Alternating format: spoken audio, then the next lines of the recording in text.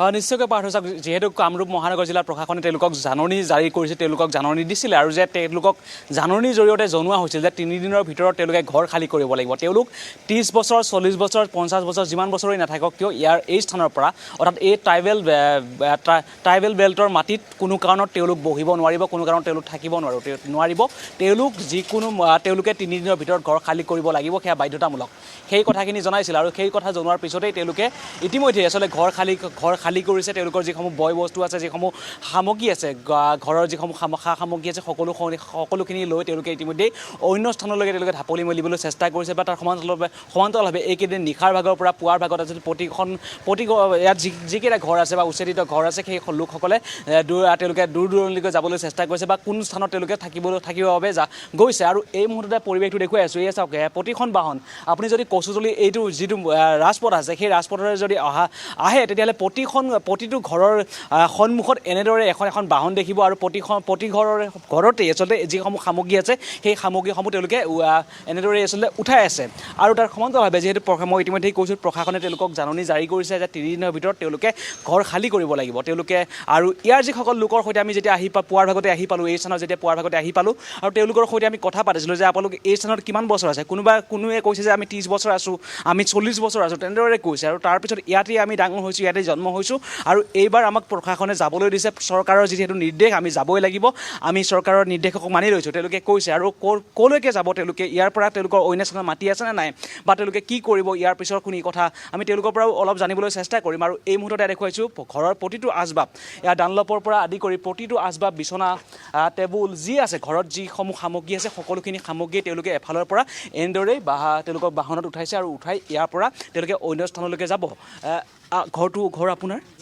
না গাড়ী আমাৰ ক'লৈকে যাব ক'লৈকে যোৱা কথা কৈছে এইটো ছয়গাঁৱত যাব ছয়গাঁও গৰমাৰী তাতে মাটি আছে মাটি নাই একো নাই ইয়াতে ক'ত থাকিব জেগাই নাই মোৰ ঘৰ বাৰী উচ্ছেদ কৰি দিছে নাই বেলেগ জেগাত মোৰ কোনো জেগাতে মাটি নাই এইখিনিতে মোৰ লাইফত মই যি কৰিছোঁ এইখিনিতো মোৰ সম্পত্তি আমাৰ ইয়াত অহা মোটামুটি 30 বছৰ আমাৰ I card PAN card voter card আপোনাৰ এই কি ৰেচন কাৰ্ড আৰু ইত্যাদি আছে আমাৰ লাইনৰ বিল লাগি আমাৰ যি লাগে আমাৰ সবই আছে তথাপি আমাক উচ্ছেদ কৰি দিলে মোৰ ঘৰ বাৰী চব ভাঙি দিছে এতিয়া এই চাক ভাঙা চিঙা যি আছে এইখিনি লৈ এতিয়া আঁতৰ হৈ যাব লগা হ'ল এতিয়া মই ছয়গাঁও যাম এতিয়া তাতে যাই কিনে ক'ৰবাত হ'লেও থাকিব লাগিব মানুহৰ ঘৰত হ'লেও থাকিব লাগিব উপায়তো নাই ইফালে সোণাপুৰত থাকিম সোণাপুৰতো থাকিব নিদিয়ে ট্ৰাইবেল বেল্টৰ কাৰণে এতিয়া আমাৰতো উপায় নাই আমাৰ একদম গৰা খহনীয়া মানুহ আমি ইয়াতে অহাটো আমাৰ বহুত বছৰ 30 বছৰ হৈ গৈছে আমি এই গাজবাৰী চাপৰিৰ পৰা মায়ং আৰু লোক আছে আপোনাৰ ওচৰলৈ আহিছোঁ এই একেখন গাড়ীতে গোটেই কেইবাটা পৰিয়ালে ভৰাইছে নহয় জানো ছয়গাঁৱলৈকে যাম কিমান বছৰ পৰা আছিলে ইয়াতে 30 বছৰমান কোনো মানুহ আছে 40 বছৰ হৈছে এনেকৈ আহিছোঁ আমাৰ ভোটাৰ ইয়াতে আমাৰ মাটিবিলাক যে কিনিছোঁ এইবিলাকক কাৰ পৰা কিনিছিলে মাটি এইবিলাক ধৰকচোন চাইড ৰহমানৰ পৰা লৈছিলোঁ আমি সেইটো পাট্টা মাটি হয় এতিয়া ট্ৰাইবেল বেল্ট খালী কৰিব লাগে সেইটো আমাৰ কৰি দিছে কিমানত কিনিছিলে মাটিখিনি সেইটো 18,000 দি লৈছিলোঁ আৰু কিমান বিঘা আছিলে 3 বিঘা আছে মানে বিঘা 6,000কে নাই এইটো 9,000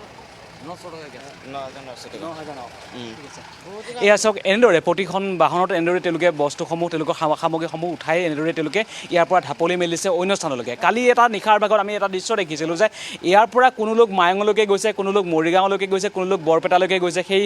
সেই কথাখিনি আমি গম পাইছিলোঁ আৰু তাৰ সমান্তৰালভাৱে মায়ঙতো আচলতে কোনো লোকে ইয়াৰ পৰা গৈ সেই স্থানত আচলতে তেওঁলোকে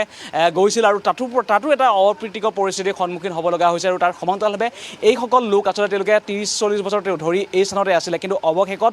ট্ৰাইবেল বেল্টৰ যিহেতু মাটি আৰু চৰকাৰে কোনো কাৰণত এই স্থানত তেওঁলোকক থাকিবলৈ নিদিওঁ বুলি ক'লে আৰু তেওঁলোকে জাননী জাৰি কৰিলে যে কোনো কাৰণত এই স্থানত তেওঁলোক থাকিব নোৱাৰিব আৰু তাৰ পিছতে তেওঁলোকে ইতিমধ্যে ঘৰ খালী কৰিছে প্ৰতিটো ঘৰেই খালী কৰিছে প্ৰতিটো ঘৰেই এই স্থানত থকা যিসমূহ ঘৰ আছে প্ৰতিটো ঘৰেই তেওঁলোকে খালী কৰিছে আৰু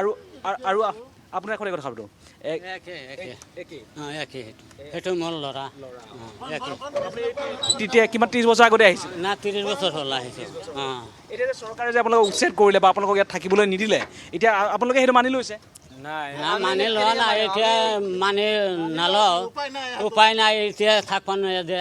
সেইকাৰণে মই যাই আছোঁ গুলি কৰি থাকে ৰাতি থাকিম ৰাতি মানুহ উঠাই লৈ যায় কোনে উঠাই লৈ যায় উঠাই লৈ গৈছে ইয়াৰ পৰা পুলিচ বাহিনীয়ে লৈ গৈছে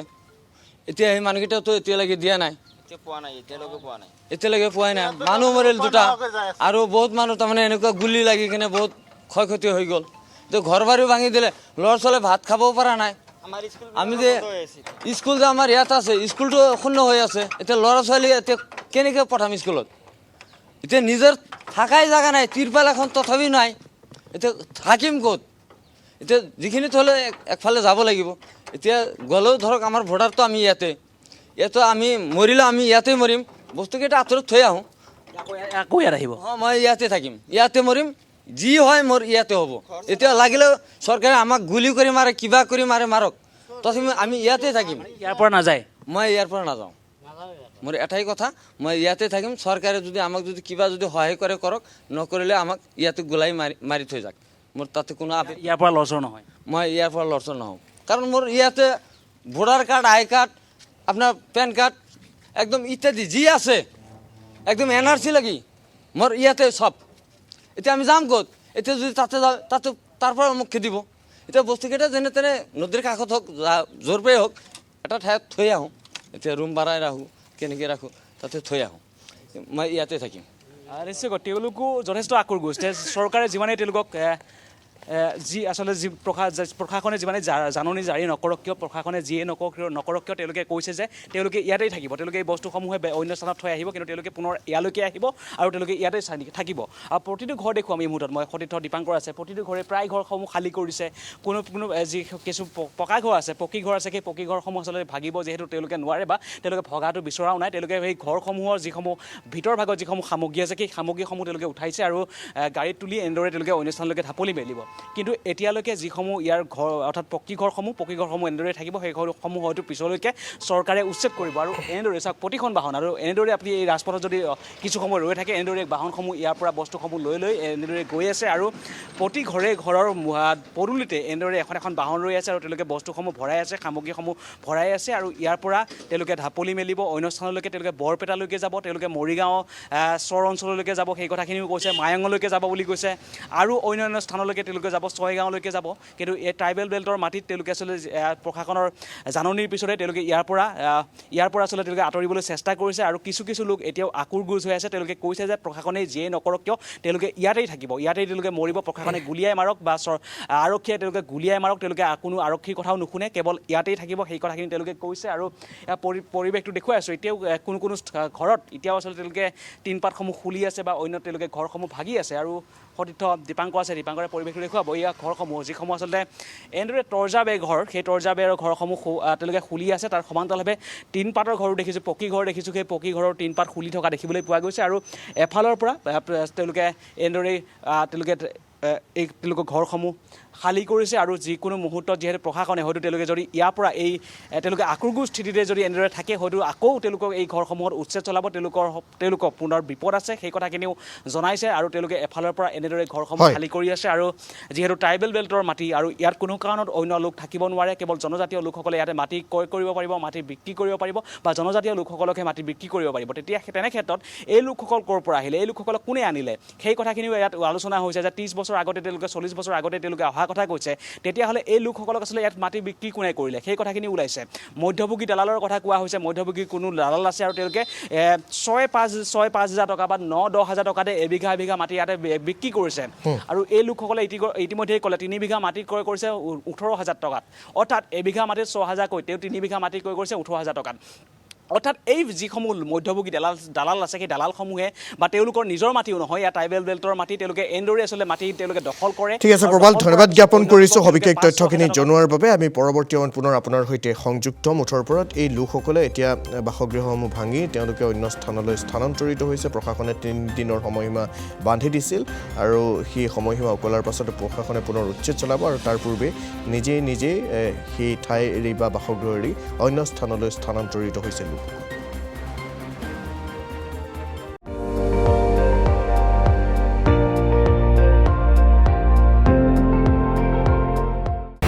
আপুনি চাই আছে ND24 সৰ্বশ্ৰেষ্ঠ নহয় সৰ্বোত্তমৰ দৌৰত।